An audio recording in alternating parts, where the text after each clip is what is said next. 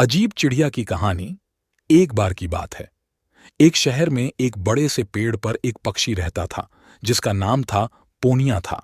यह बहुत ही सुंदर और सफेद रंग का था। पेनिया में एक खास और अद्भुत बात यह थी कि उसका मल थोड़ी देर में सोने में बदल जाता था।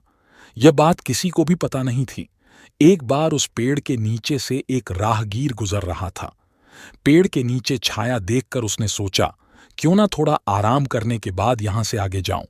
और वह उस पेड़ की छाया में आराम कर ही रहा था कि इतने में पोनिया पक्षी ने उसके सामने मल त्याग कर दिया। जैसे ही पक्षी का मल जमीन पर पड़ा, वो सोने में बदल गया। यह देखते ही राहगीर बहुत खुश हुआ और उसने उस पक्षी को पकड़ने के बारे में सोचा और अपनी गठरी खोलकर उसने एक कपड़ा और कुछ चने निकाले। कपड़े को पेड़ के नीचे बिछा दिया और उस पर चने बिछा दिए। पोनिया चने के दाने देखकर पेड़ से नीचे आकर दाने खाने लगा। राहगीर ने देखा पंछी दाने खाने में व्यस्त हैं। मौका मिलते ही उसने कपड़े को चारों तरफ से मोड़ लिया। पोनिया कपड़े में बंध गया।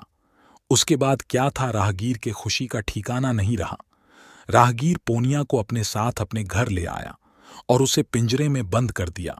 हर रोज वह पक्षी का मल इकट्ठा करता और बाजार में बेच आता। कुछ दिनों में देखते ही देखते वह राहगीर अमीर बन गया। एक दिन राहगीर के मन में चिंता सताने लगी कि अगर राजा को इस बारे में पता चला तो वह पक्षी को अपने पास तो रख ही लेंगे, पर मुझे सजा भी देंगे। यह सोचकर डर के मारे राजा के दरबार में जाकर उसने सारी बात बताई। राजा ने आदेश दिया कि उस पक्षी को प्यार से अपने बगीचे के सबसे सुंदर पिंजरे में रखा जाए और उसे अच्छे से खाना खिलाया जाए। सभी बातों को सुनने के बाद मंत्री ने महाराज से कहा, आप इस बेवकूफ मनुष्य की बात पर भरोसा मत कीजिए। महाराज, कहीं मल भी सोने में बदल सकता है। यह मनुष्य का दिमाग तो नहीं खराब है। कभी ऐसा होता है क्या? इसीलिए अच्छा होगा कि इसे आजाद करने का आदेश दें। मंत्री की बात सुनकर महाराजा ने चिड़िया को आजाद करने का आदेश दिया। पोनिया जाने का बात सुनते ही राजा के दरवाजे पर सोने का मल त्याग करके वहां से उड़ गई।